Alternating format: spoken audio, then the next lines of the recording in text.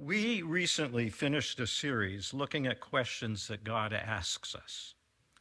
They were questions that we need to have answers to. We began the series with God asking, "Where are you?" And then later in the series, Jesus asked us the question, "Do you love me?" We're now in a four-part series that will focus on questions that you and I might ask. And we also need to answer those questions. Last Sunday, Pastor John dealt with the question, who am I? Do I matter? What gives me a place in the world that will never go away? Do you remember the answer? This was last Sunday. The answer is we're created in the image of God. We are bearers of the Creator's image in the world, every single person. Today we're going to look at the question, why am I here? Next Sunday, we'll ask the question, where do I fit? And finally, what can I do? So why am I here? What does the question mean? What is being asked by that question? Every generation asks questions of meaning and purpose. You probably know someone. Maybe it was you. You dropped out of school. You joined the commune. You fell head over heels for Eastern mysticism. Why? To find yourself. Normally, one would start at a 10,000-foot level with some generalizations and then work down to some simple specifics. But I'd like to start with some simple specifics and then work down to the deeper question. Simple, specific. Why am I here? I'm here at CCA speaking with you because Pastor John Nuxel asked me to address the question, why am I here? Very straightforward. Why are you here? Just take a moment, think about it. Don't make it complex. Why are you here? Now, there are times when we need to look no further than our own misjudgment or unwise decision-making to answer the question, why am I here? You might have asked, why am I here in the bank unable to pay my mortgage? Oh, I lost $5,000 at the casino, or I made a very unnecessary, expensive purchase. I don't have enough money for the mortgage. I asked myself, why am I here in the emergency room with a fractured rib and a concussion? I was skiing at Jay Peak in Vermont on an icy slope trying to keep up with a grandson. You might ask, why is my health deteriorating? Oh, I smoke. I drink alcohol. I have a really bad diet. Now, I suspect that there may be situations where the question is not so simple. When the question, why am I here, is painful, frightening, or incomprehensible. There doesn't seem to be an answer to the question, why am I here? You had last-minute plans, and you didn't board the plane, which crash-landed in Cincinnati. You were saved a terrible disaster. Personal tragedy averted. Why am I here? My mother, in her 90s, had terminal cancer.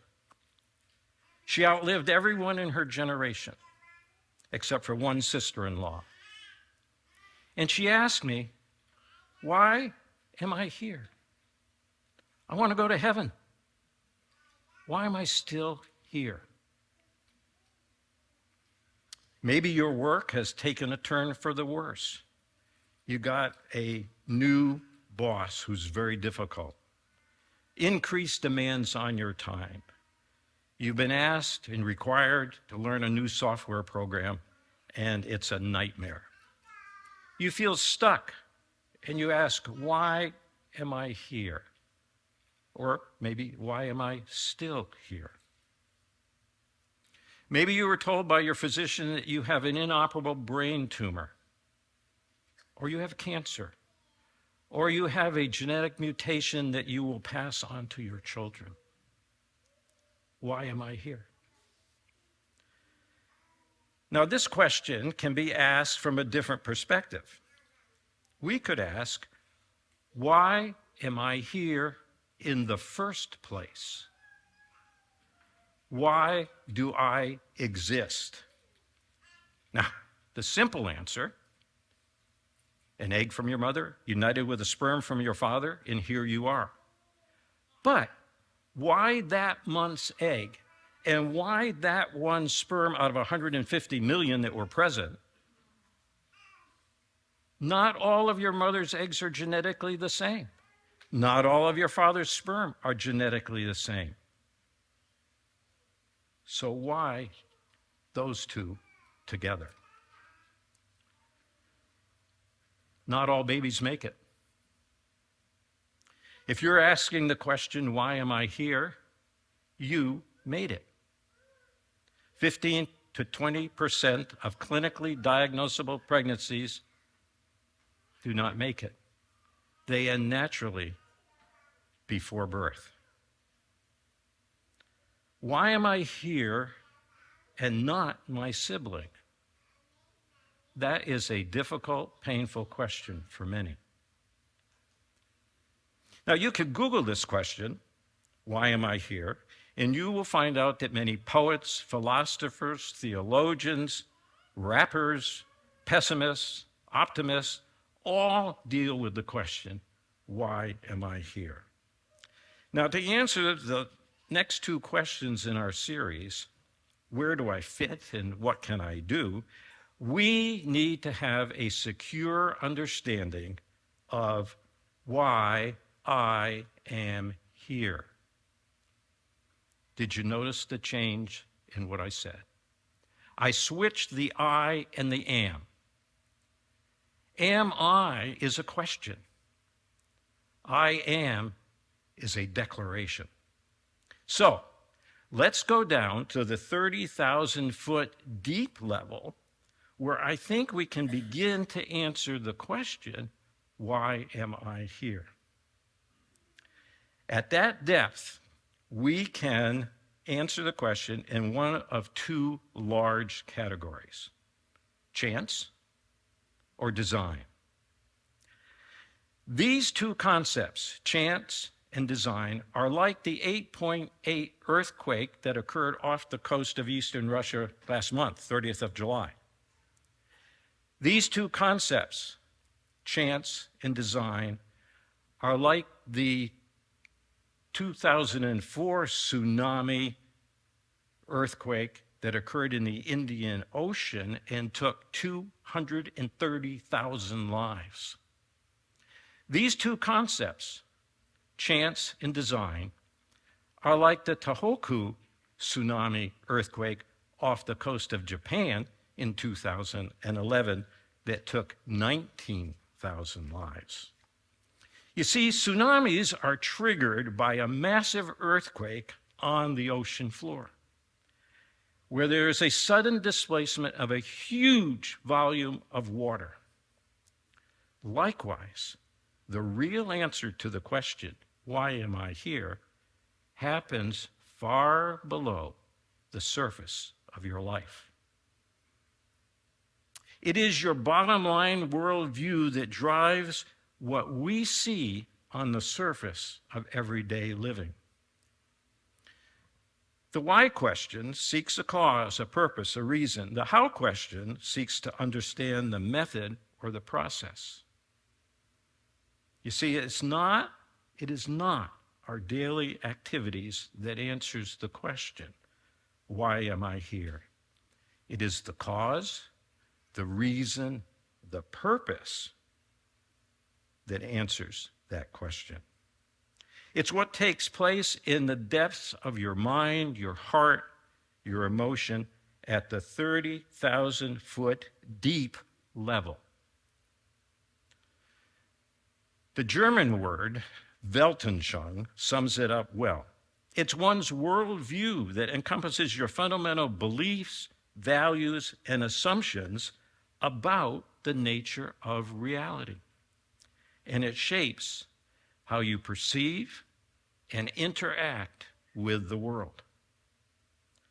Your worldview is at the 30,000-foot deep level, but it shapes how you respond and act on the surface where the waves meet the shore. Your worldview shapes how you interact with other people. It shapes how you do your work. It shapes how you view yesterday, today. It shapes how you view tomorrow. It shapes how and why you pray or don't pray. It affects every aspect of your life. What is the worldview that drives your ethic? Is it chance or is it design? What is the tectonic plate earthquake that shapes your worldview? Is it chance or is it design? Let's start with chance and focus on the more commonly understood elements of existentialism. Don't be nervous. This is not a philosophy class. That is over my pay grade. But I want to give you a few basic take-home points.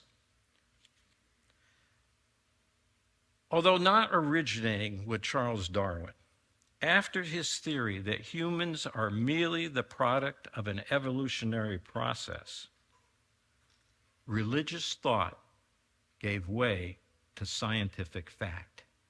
And then the philosophers had to figure out and make sense of the loss of meaning that occurred. A significant tenet of existentialism is that humans must create their own meaning in the world. Existence is absurd. There's no purpose in life. At its core, existentialism puts the individual at the center of the question, why am I here? It stresses subjective experience, personal freedom, and the responsibility to shape your own life. It urges us to explore the boundaries of our freedom and the potential consequences of our choices. Sounds pretty good. Sounds helpful. But, as Albert Camus, the philosopher and playwright, said in the beginning of the 20th century, and I quote, basically, at the bottom of life, which seduces us all, is only absurdity and more absurdity, end quote.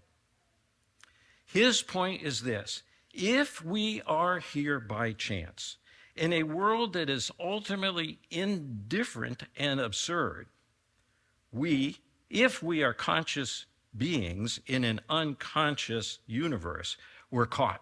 We're caught in the conflict between our human desire for meaning and the irrationality of the universe. We can talk about our freedoms, we can talk about our choices, but it has no meaning in a universe of chance. God is not real, so don't ask him. Indeed, the writer of Ecclesiastes says this: enjoy life with your wife, whom you love, all the days of this meaningless life that God has given you under the sun, all your meaningless days. It goes deeper and it gets worse. Nihilism takes it a step further. It says meaning is not possible and meaning does not exist. Even loving your wife has no meaning.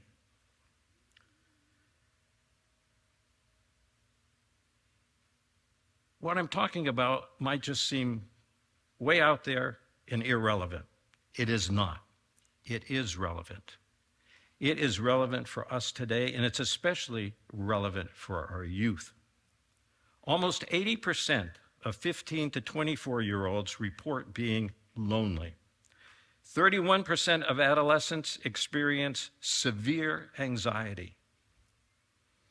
The suicide rate among 14 to 24-year-olds is about or just under 14 per 100,000. That makes suicide the second most common death in that age group. Youth are being targeted online and indoctrinated to commit violent acts simply for the sake of violence. There's no meaning.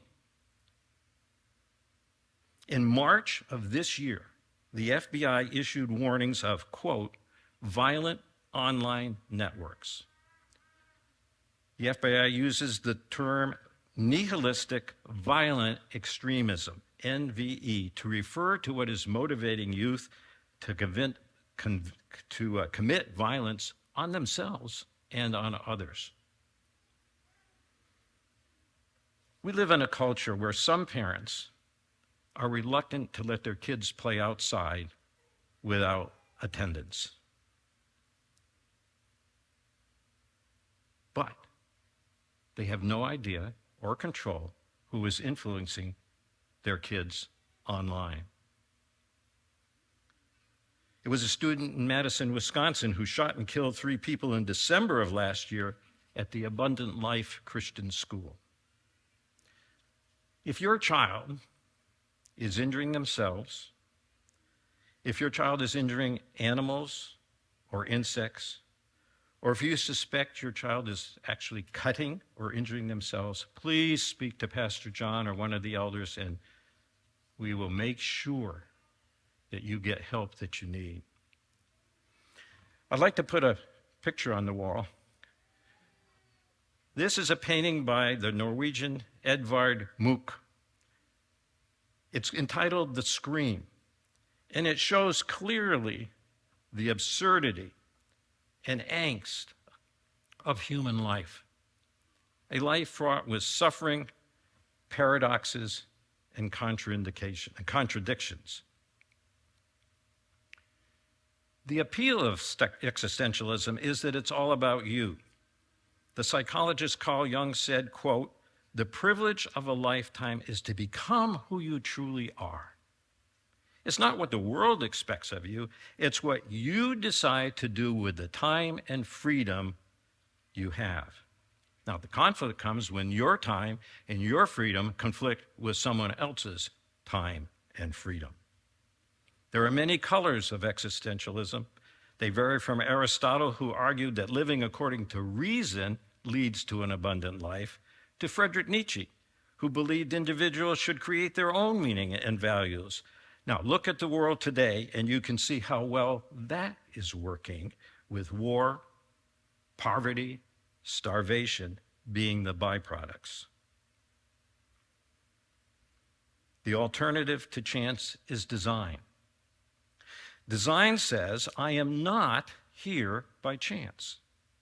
Design says, quote, all the days ordained for me were written in your book before one of them came to be. Psalm 139. Design says, quote, God created man in his own image. In the image of God, he created him. Male and female, he created them. Genesis 1. We do not have to scream into the dark, into the unknown, and ask why. We do not have to think up value for ourselves. God has given us value. It's the same value he has given to every human being. We're all created in the image of God. If you missed it, listen to Pastor John's sermon from last week. Yes, we will have questions. Questions for the next 2 Sundays. Where do I fit? What can I do?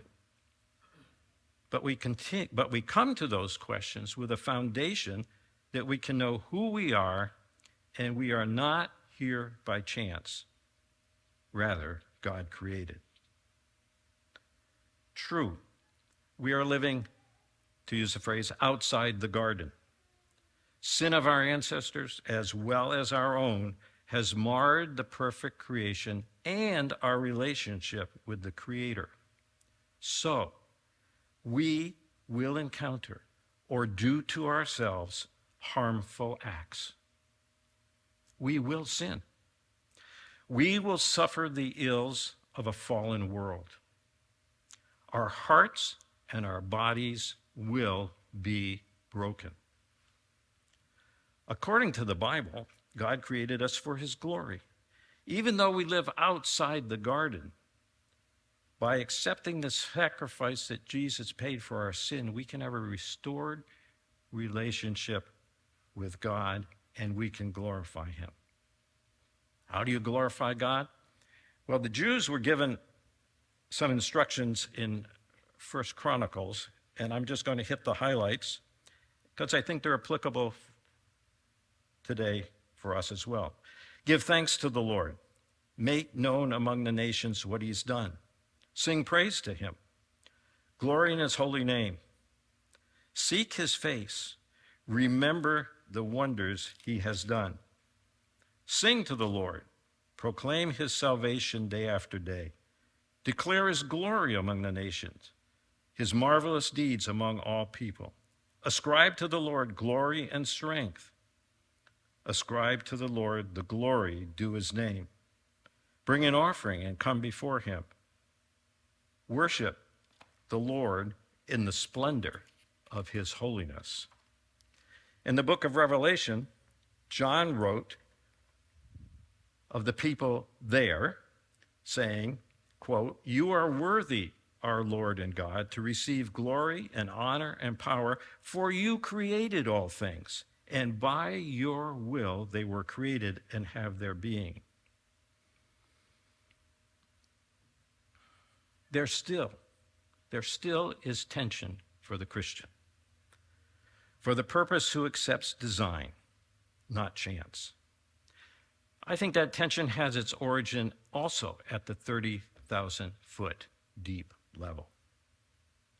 It's an existential question for the believer, and it might be a good thing.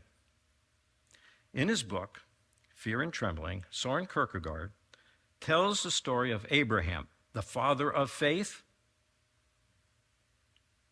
preparing to offer his son Isaac as a sacrifice to God. The story is told illustrating Abraham's, disorientation. How is it possible? How is it possible that faithfulness to God would require me to sacrifice a fundamental principle of protecting my child? The question is not answered. Rather, one is motivated to question what I call a too easy identification of our faith with any societal status quo. Too often we think God was created for us rather than we were created in his image and for his glory. Dutiful citizens, conscientious and honest business people, and protective parents are all secondary to our relationship to God. Finally, this thought from C.S. Lewis, taken from his book, Mere Christianity, and I quote, "Most people, if they had really learned to look into their own hearts, would know that they do want, and want acutely, something that cannot be had in this world. There are all sorts of things in this world that offer to give it to you, but they never quite keep their promise. If I find in myself a desire which has no experience in this world that this world can satisfy, the most probable explanation is that I was made for another world." Lewis continues, "Probably earthly pleasures were never meant to satisfy it, but only to arouse it, to suggest the real thing. If that is so, I must take care, on the one hand, never to despise or be unthankful for those earthly blessings, and on the other, never to mistake them for the something else of which they are only a kind of copy or echo or mirage. I must keep alive in myself the desire for my true country, which I shall not find till after death. I must never let it get snowed under or turned aside. I must make it the main object of life to press on to that other country and to help others to do the same. Ask yourself, why am I here? Are you just a passing through? Are you on your way to the world you were made for? As the students gathered for chapel at my college alma mater, it was not uncommon to hear them sing Fanny Crosby's great hymn, "To God Be the Glory." I was working on this question, why am I here? The chorus of that song kept coming in my mind. Oh, come to the Father through Jesus the Son and give him the glory, great things he has done. Each day, ask yourself the question, why am I here? Morning, evening, and then turn that question into what this was as a 3-point sermon, into 3 declarative statements. And let's say them together. To answer the question, together, I am here by design. I am here to glorify God. I am here and on my way to my true home. Let's do it again. Why are you here? I am here by design. I am here to glorify God. I am here and on my way to my true home. Have a great week. Ask that question and state those declarative statements. Because what you believe at the 30,000-foot depth level affects every action and thought on the surface of your life. God bless you.